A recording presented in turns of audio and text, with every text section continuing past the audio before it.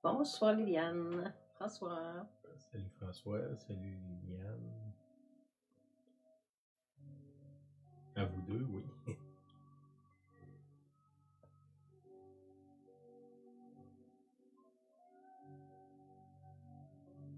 Christian Desrochers. Allô? Louiselle, Louiselle. Marcel, Louisette. Marcel. Allô.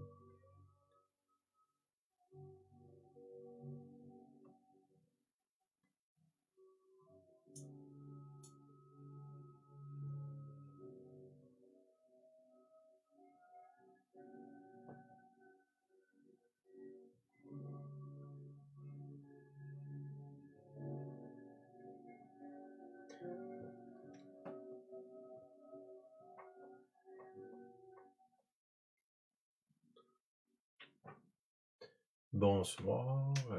Bonsoir à chacun de bonjour, vous. il y en a plusieurs. Allô, Cathy, la famille Michaud. Oui, bonsoir, bonjour, parce qu'il y en a qui écoutent en différé. Là. On a la prochaine réunion de silence, ça va être à la fin d'avril, le 27 avril. On a eu une. C'était quoi le 16 mars. 16 mars. C'est que si vous voulez venir, vous êtes bienvenus. On l'annonce d'avance. 27 avril. Justement, on était chez Cathy Étienne vendredi passé. On a eu du bon temps. Merci Seigneur pour ça. Merci pour la famille Michaud. Merci. Bon, c'est ça. C'était plaisant. Une bonne réunion, bon repas, bonne communion. Tout ce que ça prend pour être heureux, on pourrait dire. Là. Merci Seigneur pour ça. T'avais dit que Ben, j'ai une annonce que on va continuer mon étude à ceux qui me suivent, c'est-à-dire, c'est la leçon 16, une vie remplie de l'esprit, deuxième partie. Alors, on entreprend, là, ceux qui m'écoutent, évidemment, ce sera demain matin, ou différé pour la plupart. Vous êtes les bienvenus. Aussi, dans les prochaines semaines, là, on va aller en France. Puis, on est invité en Belgique aussi durant ce voyage-là. Là, ça va se faire dans les prochaines semaines. Fait qu'on va essayer de vous suivre, finalement, pareil. Là, je pensais peut-être d'interviewer ou avoir des temps avec des pasteurs là-bas. C'est ce qu'on aimerait, là. On va voir comment ça se passe. Une série de réunions, là, puis des rencontres. Hein. On se fait quand même combien d'années qu'on va là? Ça fait plus de 10 ans qu'on va en France, sauf le temps du COVID, là, mais oui, toutes les années, on est en France, donc des très bons amis, des bons contacts, et qui va toucher la Belgique cette fois-ci. Oui, Amen. nouveau. Bonsoir Yann. Oui, salut Yann. OK, on continue un peu dans la même veine. Là. Je vous cache pas, là, aujourd'hui, j'ai l'impression que j'ai des versets qui sont décousus. Là, ça fait que je vais essayer de... À vous de coudre les versets décousus. Oui, Voilà. c'est ça. D'essayer de comprendre où est-ce que je m'en vais avec ça. Là. Comment ça fonctionne, souvent, c'est que je reçois des versets, puis je les écris, puis je les place après. Là. Des fois, en tout cas, à première vue, pour moi, là, ça semble pas se connecter, là, mais on va voir. Seigneur, c'est dans tes mains. Sans toi, on ne peut rien faire. Je reconnais ça. Que c'est par ton esprit que tout ce qui est bon arrive. Amen. OK. Grandir devant Dieu, on est dans la partie 4. Là, ça fait 4e fois qu'on parle de ça. Le passage, c'est Luc 2,52. Et Jésus croissait en sagesse, en stature et en grâce devant Dieu et devant les hommes. Julienne tantôt me faisait remarquer que devant Dieu est avant, devant les hommes. Puis ça, c'est important parce que souvent, comment on dirait, on est touché par Dieu, on est bien, bien excité, on veut aller toucher la planète au complet. Sauf que la parole, l'esprit n'a pas fait un travail profond dans nous. Puis, dans le fond, on a un discours, on a un message, mais le messager, finalement, qui est nous-mêmes, il ne marche pas avec son message.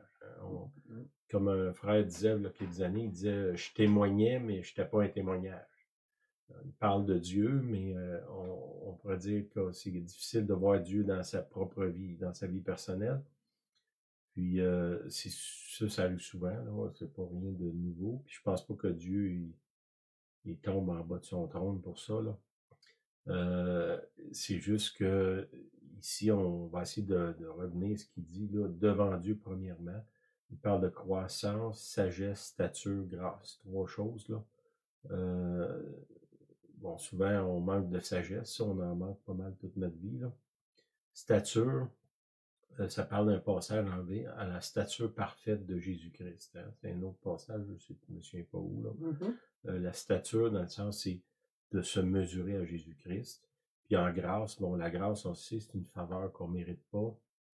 Puis, une des choses de la sagesse, c'est d'être capable de, tu sais, on sait qu'on la mérite pas, mais est-ce que nous, on peut la donner à ceux qui la méritent pas? Hein, on la veut pour nous. Quand on mérite pas, on veut la grâce. Puis souvent, on n'est pas très tolérant avec les autres. La grâce, elle doit venir vers nous, mais elle doit aussi émaner de nous, là, d'être gracieux avec les gens qui nous entourent. Puis des fois, on a des combats avec ceux qui sont proches, finalement. Là, ça prend la grâce.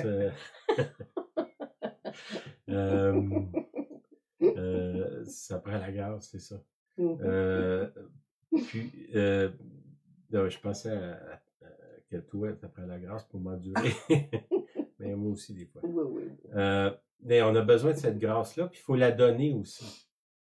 Tu sais, on a désespérément besoin, mais tout le monde en a désespérément besoin. Puis nous, on est, selon la Bible, on est les dispensateurs des choses de Dieu. Ça veut dire qu'on les a reçues, il faut les redonner.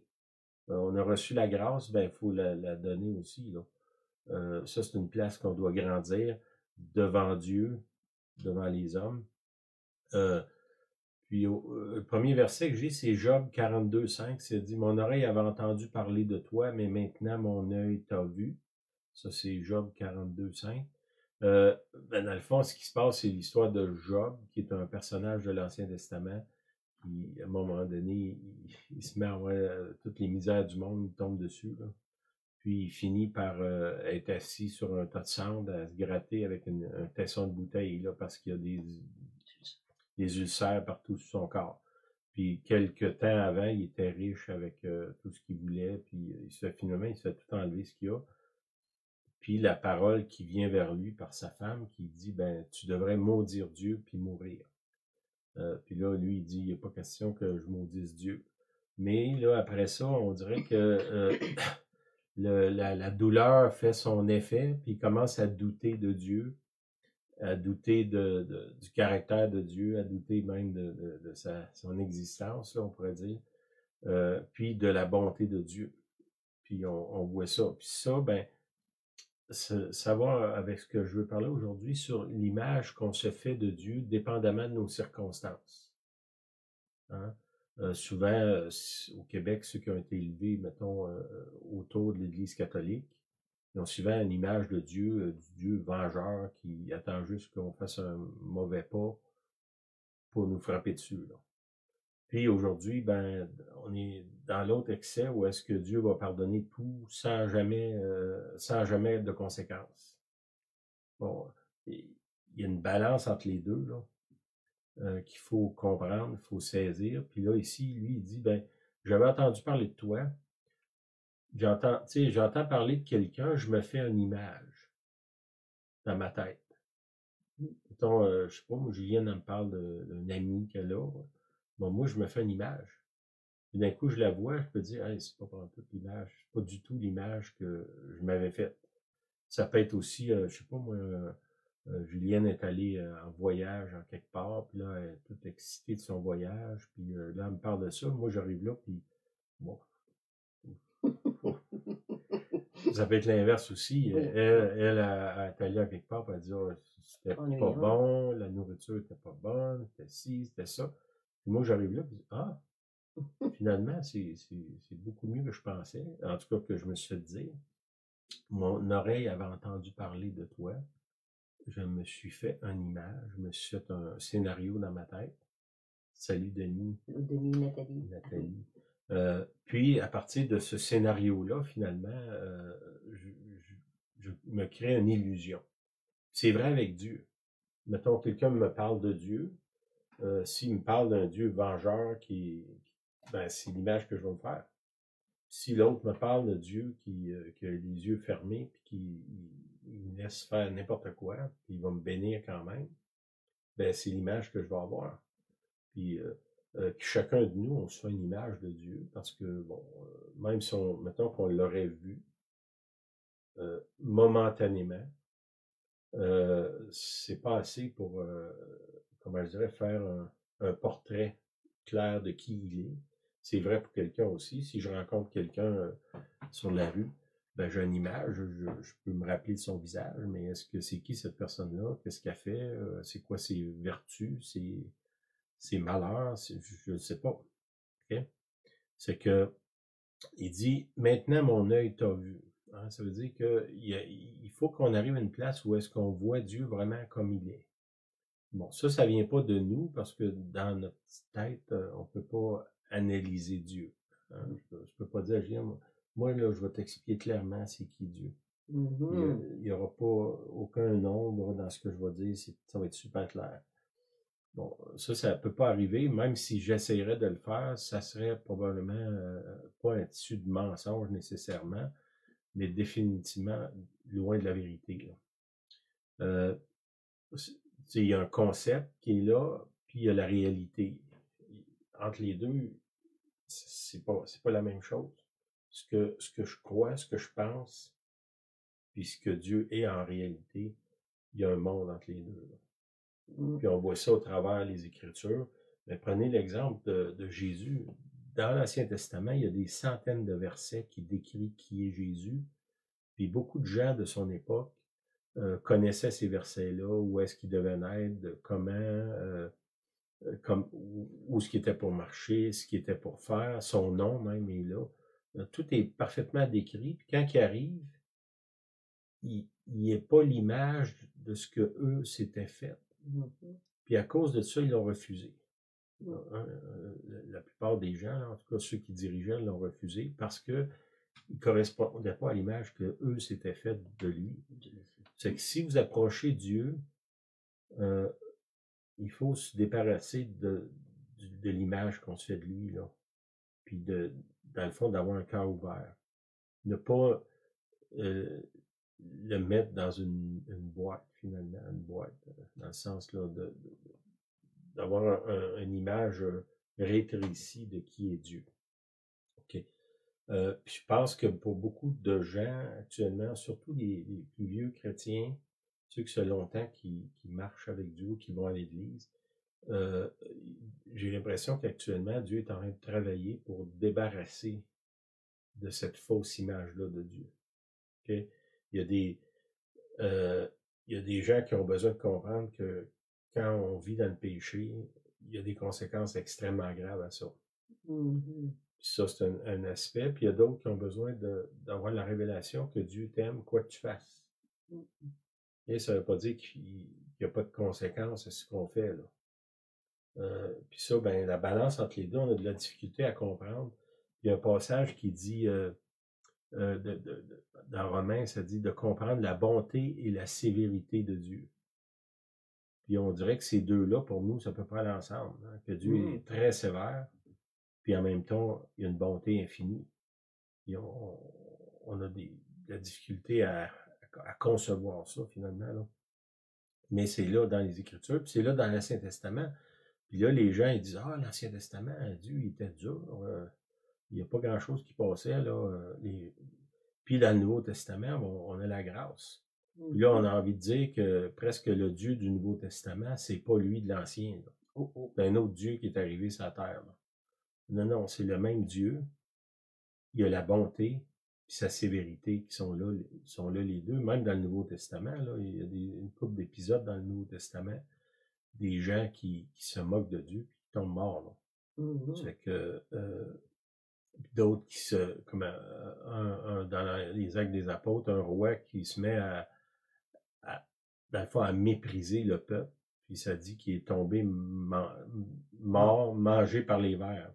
C'est quand même assez radical comme mort, là. C'est qu'il y a ça, puis il y a de l'autre côté Dieu qui vient vers Paul, l'apôtre Paul, qui est un Saul de Tarse. Jésus a changé son nom, mais qui est un meurtrier, puis Dieu vient vers lui, puis il fait de lui un grand apôtre.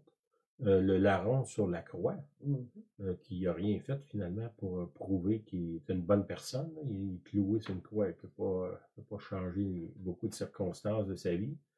Puis Jésus lui dit, ben aujourd'hui même, tu vas être avec moi dans le paradis. C'est ce bandit-là, finalement, simplement l'humilité de reconnaître la grandeur de Jésus lui a permis d'entrer dans le royaume de Dieu. Puis de l'autre côté, il y a des gens dans les actes des apôtres qui mentent aux apôtres, puis à cause de ça, ils sont frappés, puis ils tombent morts. Fait que un annule pas l'autre. Puis je pense qu'une des choses, dans l'Ancien Testament, ça dit que la crainte de Dieu, c'est le commencement de la sagesse. Puis là, ici, c'est quoi notre verset? Jésus croissait en sagesse. La crainte de Dieu, c'est le commencement de la sagesse. Les gens qui craignent Dieu, ça les protège. On voit ça dans Joseph dans l'Ancien Testament, qui finalement, il a la faveur de son patron. Puis Joseph, c'est un bel homme, c'est que la femme de son patron, elle commence à essayer de le séduire, puis coucher avec lui finalement. Puis lui, il se sauve en disant, jamais je vais faire ça devant Dieu. C'est pas devant mon patron ou devant un tel. Devant Dieu, jamais je vais oser poser un acte comme ça. Mais qu'est-ce qu'il y avait? Il y avait la crainte de Dieu. Est-ce que ça l'a protégé? Ben oui, ça l'a protégé. Hein? Il s'est retrouvé en prison quand même, mais la grâce de Dieu était là avec lui malgré l'épreuve. Ça, c'est important qu'on garde cette crainte-là. Puis en comprenant aussi que il n'y a aucune place tant que je suis en vie où est-ce que je peux tomber, que je peux pas revenir à Dieu. Il n'y a aucun trou qui est trop profond pour que Dieu tende sa main puis me sorte de là. Il n'y en a pas. Fait que ça, je dois comprendre ça. C'est que c'est là que moi, je dois appliquer la grâce aux autres. Les gens qui sont tombés dans un trou, ben, je ne dois pas les pousser plus creux dans le trou, là. Je dois leur tendre la main, parce que c'est ce que Dieu me demande, c'est ce que Dieu veut faire avec moi, mais en même temps, quand on pêche, il y a des conséquences. Puis souvent, dans le fond, on vient à Jésus, puis on pense qu'il va effacer les conséquences de nos actions. Puis je dis pas qu'il ne peut pas le faire, parce que c'est lui qui est Dieu, c'est pas moi, c'est lui qui décide. Mais de penser que parce que je suis chrétien, il n'y aura pas de conséquences à mes actions, c'est un peu naïf, puis c'est pas réaliste, puis c'est pas biblique non plus, si on utilise le mot biblique. OK. Ça-tu du sens, ça? Je vous l'ai dit, je ne savais pas où je m'en allais, là. Ça ressemble. OK. 1 Corinthiens 2,9. Mais comme il est écrit, ce sont des choses que l'œil n'a point vues, que l'oreille n'a point entendues, qui ne sont point montées au cœur de l'homme, des choses que Dieu a préparées pour ceux qui l'aiment, qui l'aiment lui, là. Pas ceux que lui aime, mais pour ceux qui aiment lui. On sait que Dieu nous aime, là, mais ici, dans le passage, ça dit, les gens qui aiment Dieu, Dieu a préparé des choses que l'œil n'a pas vues, que l'oreille n'a pas entendues, qui ne sont pas montées au cœur de l'homme. Ça, c'est important parce que, dans le fond, si on met Dieu dans une boîte et on le limite à notre grandeur à nous, on se prive de ces choses-là. Dieu veut faire avec nous des choses que c'est inimaginable. Et si on garde Dieu dans le domaine de notre imaginaire, dans le sens que je me fais une image, puis je le limite là, je suis empêché d'entrer dans le surnaturel. Puis c'est ce que ce passage-là dit. Dieu a fait, il y a des choses que tu peux pas voir venir. Il y a à maintes reprises dans ma vie, Dieu m'a emmené à des endroits où il a fait des choses devant mes yeux, où est-ce que j'étais tellement ébahi de ça que j'en revenais pas.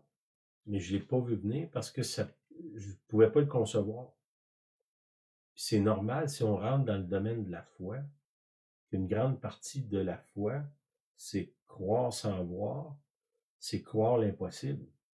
C'est de s'abandonner dans ses mains, finalement. Puis là, si on dépasse notre imaginaire ou notre conception de Dieu, on peut entrer dans l'infini, finalement, dans le royaume de Dieu, où est-ce qu'il n'y a pas de limite. C'est clair dans les Écritures, Dieu, il n'y a pas de limite à ce qu'il peut faire. Mais nous, on le limite. Donc, en le limitant, on se prive.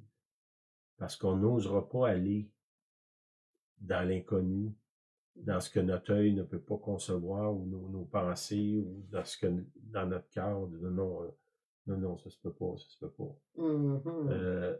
Puis, il faut juste comme croire qu'avec Dieu, ben, tout est possible. Ça, c'est biblique aussi, c'est dans la Bible.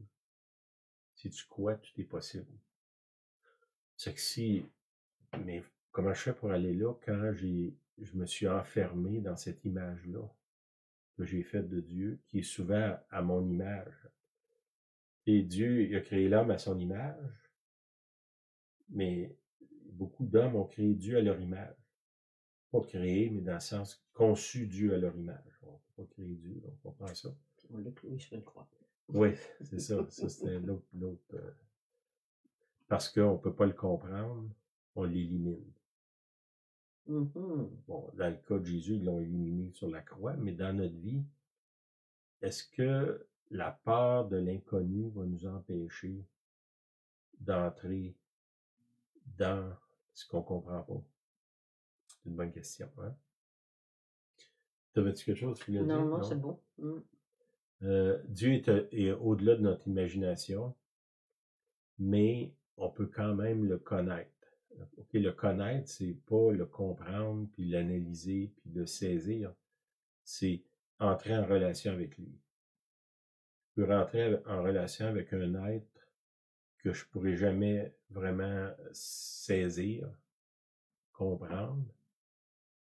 Puis il faut que je fasse la paix avec cette partie-là de la démarche chrétienne que tu peux pas comprendre Dieu. Ça arrivera pas, ça. Mais ça t'empêche pas de marcher avec lui, comment je dirais, qui t'éblouisse à plusieurs moments de ta vie par des choses qui sont loin au-delà de ce que tu peux imaginer ou croire. Mais parce que tu as gardé un cœur ouvert, un cœur naïf, oui, naïf, c'est bon. Puis, ben, tu donnes accès à Dieu, à des choses que normalement tu n'aurais pas accès. C'est ça. C'est pas ça le sens, là. C'est bon. OK, il y a deux places qu'on ne peut, où est-ce qu'on est incapable de voir. Hein? Quand il y a des ténèbres totales, puis quand il y a une lumière totale. Tu sais, si je regarde le soleil, je vois rien. Hein? Bon, mais je le regarde trop longtemps, mais là, je verrai plus rien. Puis dans le noir total, c'est la même chose. Je peux pas. C'est que, puis c'est des places que je pense que beaucoup de chrétiens actuellement, Dieu est en train de les amener. Il y en a qui sont amenés dans les ténèbres, les ténèbres intérieures de leur vie. Puis là, ils ont de la difficulté à voir Dieu dans ça. Puis d'autres que Dieu les amène dans... Puis on pourrait dire que Dieu peut faire les deux en même temps. Il montre à quel point mon cœur est ténébreux. Puis en même temps, il montre que lui est lumineux d'une façon que je peux même pas voir, saisir. C'est que la gloire de Dieu vient sur moi. Puis en même temps, à l'intérieur de moi, je vois les grands ténèbres qu'il y a là. Plus que la gloire est là, plus que je vois des ténèbres à l'intérieur de moi. Puis là aussi, c'est comme une dualité. Là, j'ai l'impression, ben, comment est-ce que la lumière de Dieu peut être si grande quand moi, je suis si ténébreux? À l'intérieur, je parle. Ben, ça, c'est l'action de Dieu. Je pense que une des choses pour entrer dans le royaume de Dieu, il faut reconnaître qui on est et qui lui est. Puis, on pourrait dire que nous, on est beaucoup plus dans les ténèbres, je parle intérieurement, là, Puis bon, actuellement, le monde, donc, il s'aligne pas mal dans les ténèbres aussi, là, mais Mhm. je veux parler plus au niveau personnel. Puis en même temps, Dieu vient avec sa gloire puis il m'éclaire. Puis on va voir, dans le fond, les passages qui parlent de ça. Euh, dans Osée 2,14, on a déjà parlé de ça. Ça dit, c'est Dieu qui parle, il dit, c'est pourquoi voici, je veux l'attirer et la conduire au désert, et je parlerai à son cœur. Okay? Il parle ici de l'épouse, là, l'Église finalement, puis il parle de nous personnellement. Son désir, c'est de nous amener au désert. Puis là, c'est là qu'il parle à notre cœur. Le désert, pour moi, bon, c'est le désert de mes ténèbres intérieures. Puis étrangement, c'est souvent là, quand je me regarde, que lui se révèle. Quand je reconnais qui je suis, tu sais, ça dit, Jésus il dit, vous connaîtrez la vérité, et la vérité vous rendra libre, ou dans un autre passage, ça dit, vous affranchira. Si je connais la vérité sur moi-même, c'est une place de liberté. Si je reconnais à quel point je suis indigne de Dieu, d'une certaine manière, ben là, je peux devenir libre, parce que je comprends que Dieu a décidé de venir vivre dans les ténèbres, à l'intérieur de moi. Puis ça, il fait pas peur, puis ça l'incommode pas d'être avec moi, même dans mes pires journées. Là, je peux faire la paix avec la grâce. Puis en même temps, comment je dirais, cette lumière-là qui vient sur moi dans mes ténèbres, ça me garde dans la crainte de Dieu. Puis pour moi, ma crainte, là, c'est pas peur qu'il me frappe, j'ai peur de le perdre. J'ai peur de faire quelque chose qui va faire qu'il va s'éloigner. Puis ça me protège. À travers les années, j'ai eu des choses qui se sont présentées à moi là, qui auraient pu me faire tomber, tout ça. Puis je dis pas que je n'ai jamais tombé, là, c'est pas ça que je dis, mais des choses qui auraient eu des conséquences graves dans ma vie. Puis la crainte de Dieu, la crainte de perdre sa présence, ça m'a fait dire non à des occasions où est-ce que ces choses-là auraient pu m'éloigner de Dieu. Dans certains cas, c'était des péchés. Dans d'autres cas, je me souviens d'un cas, entre autres, où est-ce que je me suis fait offrir une grosse job payante, gros argent, statut social, tout ça. Puis j'avais deux craintes. J'avais une des craintes, c'était que c'était pour m'éloigner de Dieu. Puis l'autre, c'était que c'était pour m'éloigner de Julienne. Puis j'ai dit non à ça. On serait peut-être riche aujourd'hui, mais riche et malheureux. Là, on est quand même riche pareil, mais on a gardé notre bonheur. Puis d'autres fois, c'est des occasions où est-ce que je travaillais à Québec dans une bâtisse, c'était surtout des bureaux, j'avais beaucoup de femmes là, beaucoup de femmes seules, qui ça aurait été facile de tomber là. Mhm. Puis cette crainte-là, comme je vous dis, j'avais deux craintes. Il y avait Julienne, puis il y avait le Seigneur. Mhm. Puis est-ce que la crainte de Dieu, c'est un fardeau qui t'écrase? Non, ça te protège. Ça a été bon pour moi au travers des années. C'était une grâce d'avoir cette crainte-là sur moi. Puis on peut faire la paix avec la crainte de Dieu en disant, ah, mais le mot crainte, c'est pas ça que ça veut dire. Oui, la crainte, c'est ça que ça veut dire. T'as peur. Pas peur d'être écrasé, là. T'as peur de perdre ce qui est la meilleure chose qui t'a jamais arrivé dans ta vie. Mm. Puis cette peur-là, elle devrait être là constamment. Nous guider, même. Parce que, lisez votre Bible, là, c'est possible de perdre ce qu'on a eu. C'est possible de le perdre. Puis si vous comprenez la valeur de ce que Dieu est dans notre vie, ben ça devrait dans le fond, nous garder dans la crainte. Puis oui, la crainte, ça veut dire la crainte. Vous pouvez aller voir dans le dictionnaire, là. puis comme je vous dis, je vois pas ça mal, là, je vois ça comme une grâce. La crainte de Dieu, c'est peut-être une grande grâce qui vient sur nous, nous protège de nous-mêmes, premièrement de nous-mêmes. Dieu veut nous amener au désert parce qu'il veut parler à notre cœur. Beaucoup d'événements qui sont à nos yeux négatifs, puis si vous avez cette image-là de Dieu, que Dieu, son but dans la vie, c'est de me bénir, puis la définition pour moi d'être béni, ça veut dire aucune contrariété. Bon, dans le mot bénir, là, c'est faire du bien. Des fois, la correction, c'est faire du bien. Si j'ai des enfants puis qui cassent tout dans la maison, puis je les corrige jamais, en disant, ben là, je peux pas rien faire de négatif avec eux autres, ça va les traumatiser. Ben, c'est peut-être qu'ils ont besoin de correction. Puis, est-ce que si je les corrige parce que je les déteste? Non, c'est parce que je les aime. Si Dieu me corrige, dans Hébreu, il en parle. Hein, si tu n'as pas peur à la correction, tu n'es pas un fils ou une fille. Ça en dit long, juste là, dans Hébreu 12, je ne me souviens pas, là. Que si on n'a pas peur à la correction, on n'est pas ses enfants. Dieu nous corrige, puis des fois, il nous amène au désert parce qu'il veut parler à notre cœur. La plupart des épreuves qu'on vit quand on est chrétien, qu'on est sérieux, c'est pour nous révéler notre cœur, puis qu'on se tourne vers lui encore plus. Puis souvent, on fait le contraire. On nie notre cœur, puis on s'éloigne de lui. On va peut-être corriger le tir, hein? Ça ferait du bien. Quand vous êtes amené au désert, ne remettez pas en question votre foi, mais remettez en question l'image que vous faites de Dieu.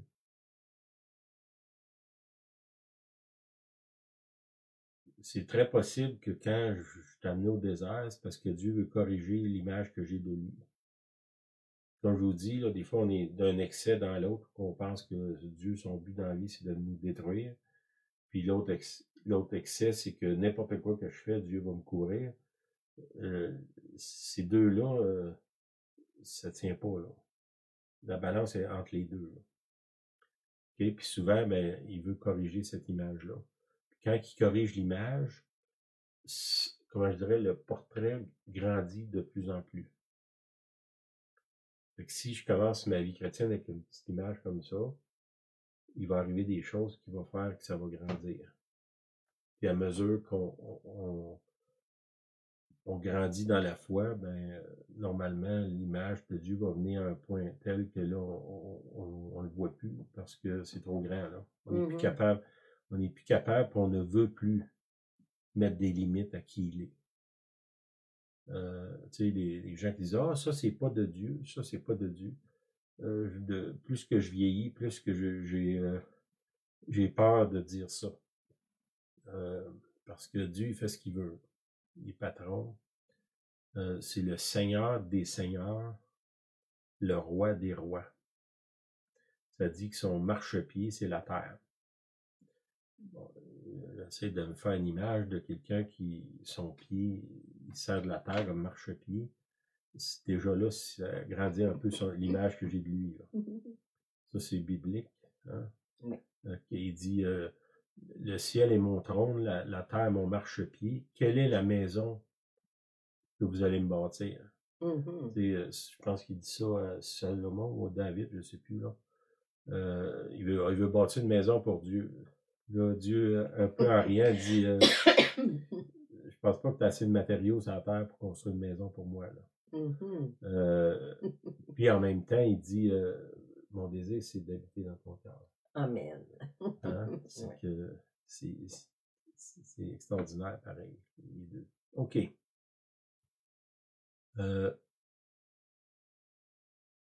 Puis souvent, parce que ça, je vous l'ai dit, qu'on se fait un Dieu à notre ressemblance. Puis ce Dieu-là qu'on fait à notre ressemblance, son rôle, c'est de nous obéir. Ça, c'est dans notre tête, là. Puis je vois ça souvent dans l'immaturité. Tu sais, on parle dans Luc qui dit grandir en sagesse. Mais dans notre immaturité, souvent, on pense que Dieu, son rôle, c'est de faire tout ce qu'on veut.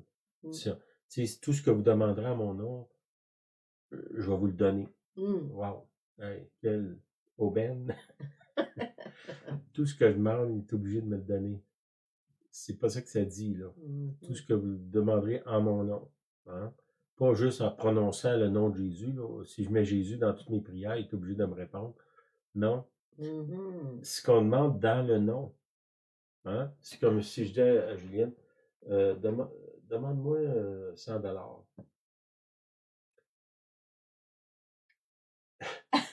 Toi, elle hésite déjà. Mais c'est ça. Tout ce que vous demanderez à mon nom.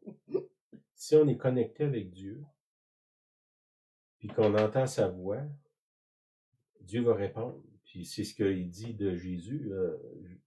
Jésus, il dit, je fais tout ce que mon Père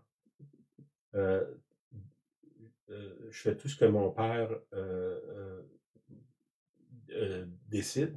Ou je fais ce que je vois mon Père faire. C'est ça. Voilà. Puis ben là, c'est sûr que si Jésus fait ce que le Père fait, ce qu'il va faire, ça va réussir. C'est dans ce sens-là qu'il dit tout ce que vous demanderez à mon nom. C'est que si on se connecte avec lui, puis on fait ce qu'il veut, toutes les ressources de la planète vont être là. Souvent, si nous autres, on fait n'importe quoi, puis on dit, ben Seigneur, amène tes ressources dans mon plan, puis là, on se demande pourquoi ça marche pas. OK. Ça, je ne sais pas si je vais à quelque part avec mon texte. OK. Ça dit, acte 17, 28, ça dit, en lui, nous avons la vie, le mouvement et l'être. Si on se connecte avec lui, on va avoir la vie, le mouvement, l'être. Hein? Être ou ne pas être, là, on peut dire ça. Si je veux être, je vais avoir le sentiment d'exister, c'est en lui que je vais trouver ça. La vie, pas la vie genre mon battement, mon cœur qui bat, là. Une vie qui a un sens, une vie significative, c'est en lui qu'on trouve ça. Puis ça, c'est important qu'on comprenne ça. Vous voulez une vie abondante, vous voulez, tu sais, tout le monde veut ça, une vie abondante. Des fois, on fait juste le rêver, on fait rien pour le faire, là, mais si je m'aligne avec la pensée de Dieu, ben là, je vais accomplir pourquoi j'ai été créé. Et là, je vais avoir le sentiment d'exister. Puis ça, ben, c'est un cadeau qui vient du ciel. C'est en lui que ça se trouve. Puis réaliser que c'est en lui la vie. C'est pas... puis souvent, on saute d'une chose à l'autre. On est jeune, quand j'aurai fini l'école. Après ça, quand je vais être marié. Quand j'aurai des enfants. Quand les enfants vont partir. Quand j'aurai une maison. Quand ma maison va être payée. Quand j'aurai un chalet. Ou quand je vais prendre ma retraite. Là, on est tout le temps la prochaine chose va faire que finalement, on va avoir la vie. Puis, ben, c'est pas comme ça. C'est quoi la vie aujourd'hui? Mettons, le matin, je me lève. Moi, je prends un café, j'aime ça. Est-ce que, pendant que je fais rien, finalement, je fais juste boire un café, là, est-ce que je me sens en vie? Est-ce que je suis bien? Ou j'ai le sentiment que si, mettons, je suis chrétien, il faut que j'aille évangéliser, il faut que je lis ma Bible, il faut que je prie, il faut que je témoigne. Est-ce que ce qui est là devant moi, là, le matin, le soir, je sais pas, j'arrive de travailler, je m'assieds sur une chaise, 5 minutes, 10 minutes, est-ce que j'ai un bonheur, là, dans mon auto? Tu sais, si vous restez en banlieue, vous passez 3/4 d'heure dans votre auto à tous les jours ou 1 heure, est-ce que ce moment-là, ça peut être un moment de bonheur? Est-ce que je jouis de la vie qui est là devant moi, là? Pas, ben là, une fois par année, on va en vacances dans le sud, puis là, cette semaine-là, on est en vie. Le reste de l'année, on vivote. Non, au travail, l'accomplissement, les gens avec qui je rencontre, je sais pas, moi, je vais au garage, je vais à l'épicerie, je me promène sur la rue, les gens que je vois, est-ce que j'ai la vie, là? Est-ce que je suis reconnaissant de ce que j'ai? C'est ça. Trop souvent, je pense qu'un des dérapages de l'Église, c'est de mettre dans la tête du monde que pour que Dieu t'aime, qu'il soit avec toi, il faut que tu sois en train de faire quelque chose pour lui. Non. Tu sais, Dieu, s'il voudrait être efficace, il n'utiliserait pas les humains, là. Il utiliserait des anges. Mm.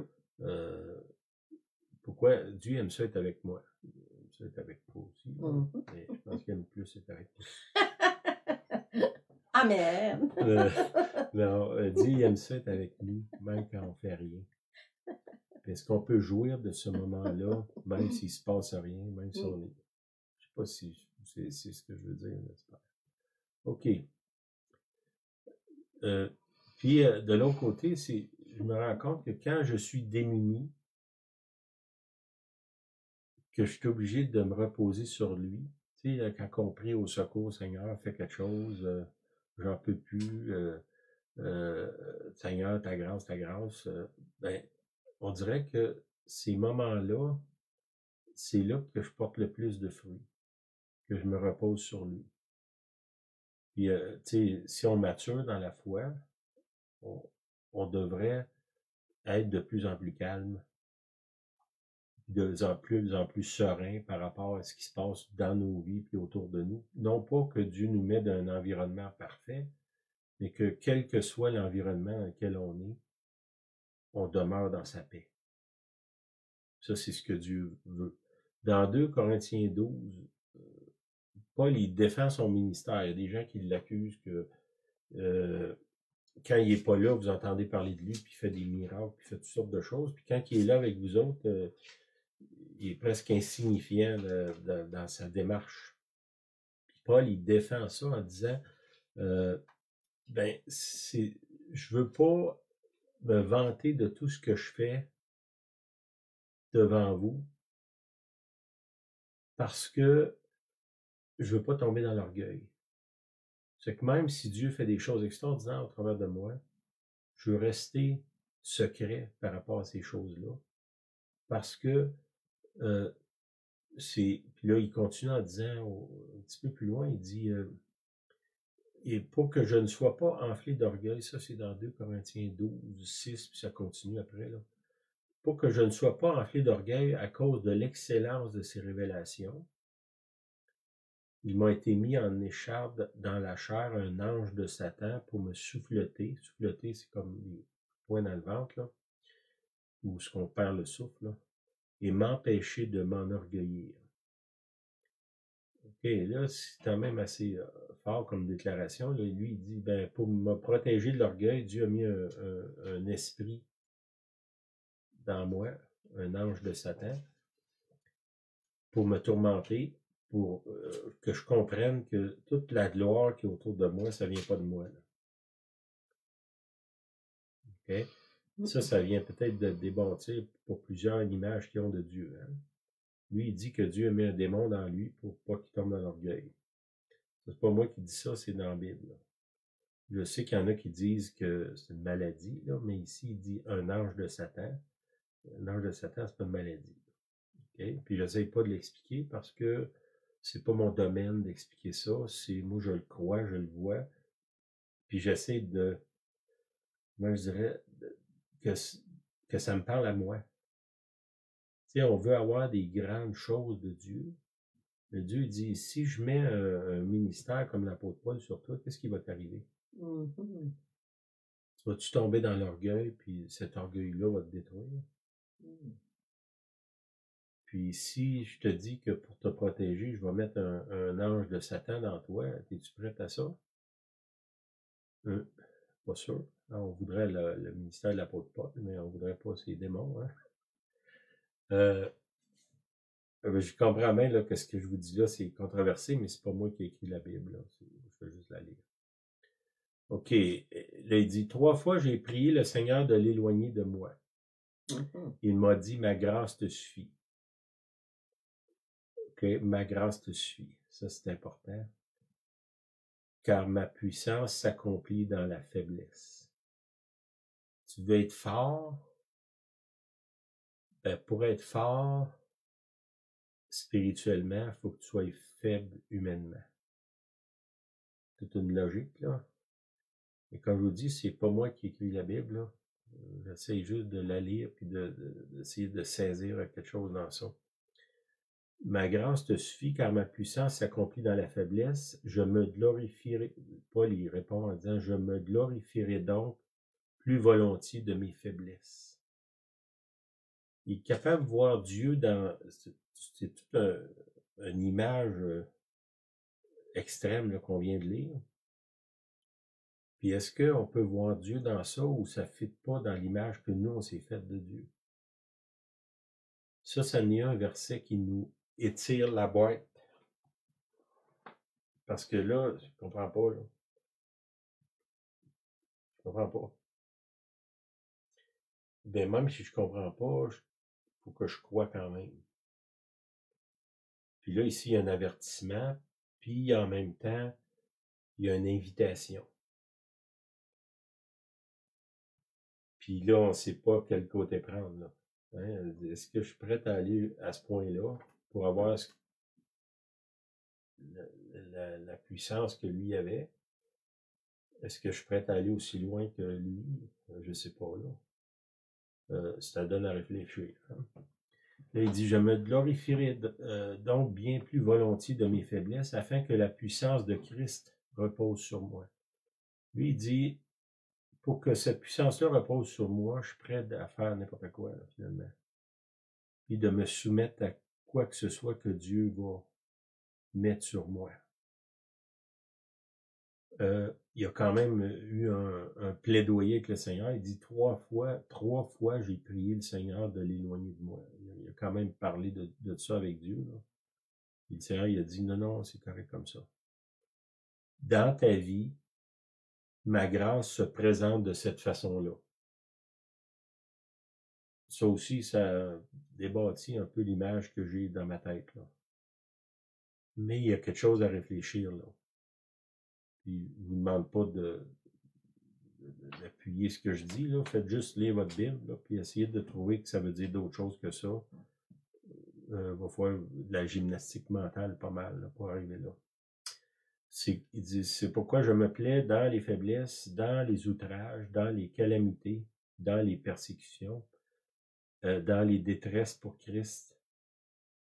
Car quand je suis faible, c'est alors que je suis fort. C'est pas trop mon image, la grâce, ça, là. Là, c'est Dieu qui dit, ça, c'est ma grâce qui vient sur toi. OK?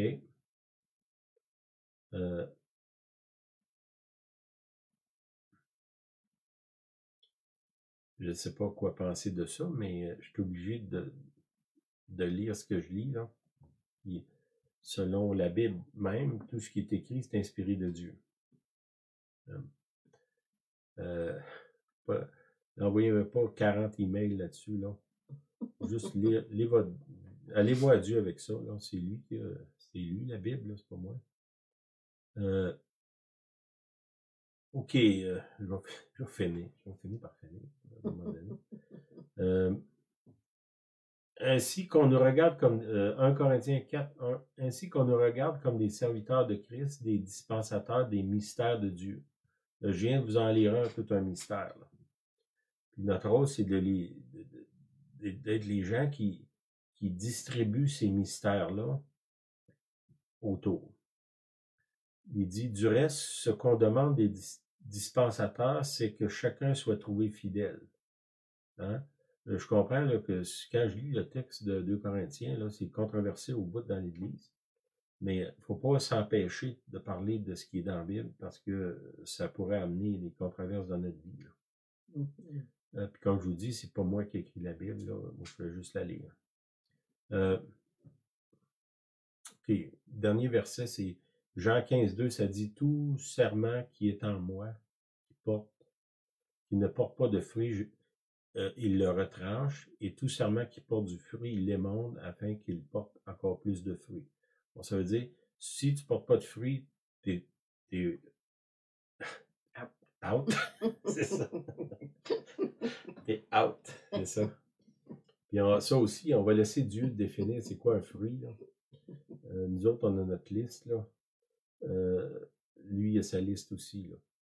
Okay? Paul, il vient d'en décrire une liste de fruits, là.